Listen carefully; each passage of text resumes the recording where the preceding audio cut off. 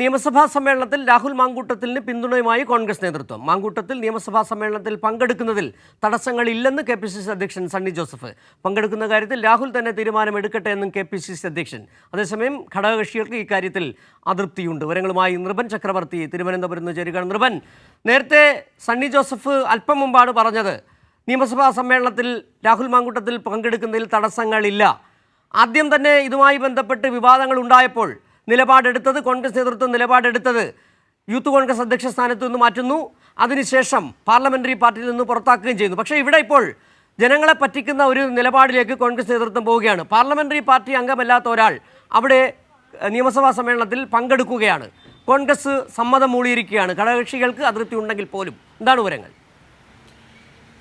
സിജു, ഇക്കാര്യത്തിൽ കോൺഗ്രസിൻ്റെ ഇരട്ടത്താപ്പാണ് വ്യക്തമാകുന്നത്. ഇന്ന് രാവിലെ തന്നെയാണ് VD സതീശൻ അദ്ദേഹത്തെ പ്രാഥമിക അംഗത്തിൽ നിന്ന് സസ്പെൻഡ് ചെയ്തിരിക്കുകയാണ്. ഇക്കാര്യത്തിൽ മറ്റ് നിലപാടില്ല.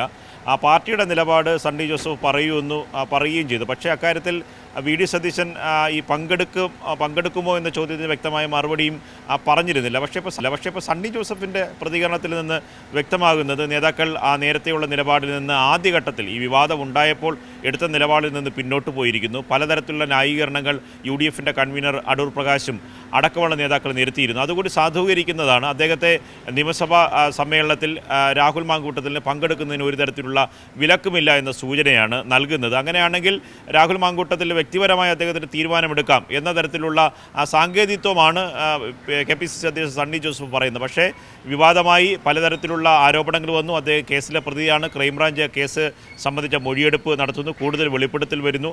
ആദ്യഘട്ടത്തിൽ വെളിപ്പെടുപ്പ് നടത്തിയ റിനി കഴിഞ്ഞ ദിവസം മൊഴി നൽകി.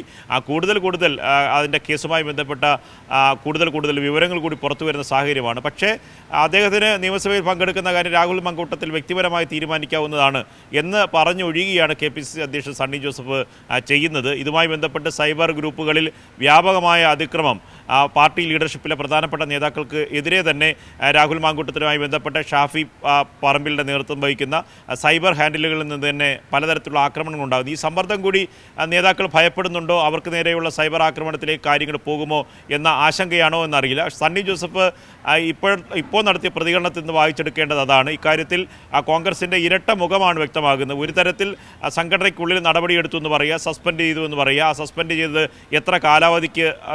എത്ര കാലാവധിക്ക് വേണ്ടിയാണ് കാലാവധി നിശ്ചയിച്ചിട്ട് ഇത്തരത്തിലുള്ള ആശയക്കുഴപ്പമൊക്കെ തുടരുമ്പോഴാണ് ഈ പറയുന്ന 15-ാം തീയതി നടക്കുന്ന നേതാക്കളെല്ലാം തന്നെ VD സതീശനായാലും സണ്ണി ജോസഫ് ആയാലും മാധ്യമപ്രവർത്തകർ കാലങ്ങൾ, അതായത് ഈ വിഷയം ഉണ്ടായതിനു ശേഷം നിരന്തരം ചോദ്യങ്ങൾ ചോദിക്കുമ്പോൾ പറയുന്നത് ഉചിതമായ സമയത്ത് ഉചിതമായ തീരുമാനമുണ്ടാകും. ഏതാണ് ഉചിതമായ സമയം, ഏതാണ് ഉചിതമായ തീരുമാനം എന്നുള്ള ചോദ്യം ഇപ്പോഴും അങ്ങനെ തന്നെ നിൽക്കുകയാണ്. ആ തീരുമാനം രാഹുൽ മാങ്കൂട്ടത്തിൽ നിയമസഭാ സമ്മേളനത്തിൽ പങ്കെടുക്കുമെന്ന് തന്നെയാണ്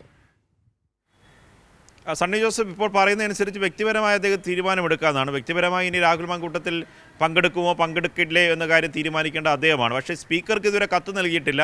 അദ്ദേഹത്തെ പാർട്ടിയിൽ നിന്ന് നടപടി എടുത്തു കഴിഞ്ഞാൽ സ്വാഭാവികമായും നിയമസഭാ കക്ഷി നേതാവ്, അതായത് കോൺഗ്രസിൻ്റെ പ്രതിപക്ഷ കക്ഷി നേതാവ്, അദ്ദേഹം ഈ കാര്യത്തിൽ നിലപാട് വ്യക്തമാക്കിക്കൊണ്ടുള്ള രേഖാമൂലമുള്ള കത്ത് സ്പീക്കർക്ക് നൽകേണ്ടതാണ്. ആ കത്ത് ഇത് നൽകിയിട്ടില്ല. പിന്നെ പാർലമെൻ്ററി പാർട്ടി യോഗം ചേർന്ന് ഇക്കാര്യത്തിൽ നിലപാട് വ്യക്തമാക്കുകയും വേണം.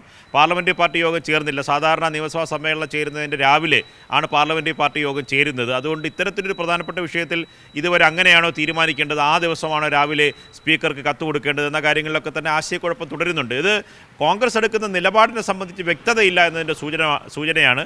നിയമസഭാ സമ്മേളനത്തിൽ അദ്ദേഹത്തിന് തന്നെ വേണമെങ്കിൽ പങ്കെടുക്കാതിരിക്കാം എന്ന ഒരൊറ്റ വാചകത്തിൽ അങ്ങനെ ഒരു വിശദീകരണം നൽകി കോൺഗ്രസ് കൈയൊഴിയുന്നത്. ശരി, നൃപൻ ചക്രവർത്തിയാണ് കോൺഗ്രസിൻ്റെ നിലപാടില്ലായ്മയെക്കുറിച്ചും കോൺഗ്രസ് നേതാക്കളുടെ ഇരട്ടത്താപ്പിനെക്കുറിച്ചും രാഹുൽ മാങ്കൂട്ടത്തിൽ വിഷയത്തിൻ്റെ മറ്റ് കാര്യങ്ങളെക്കുറിച്ചും വിശദീകരിച്ചത്.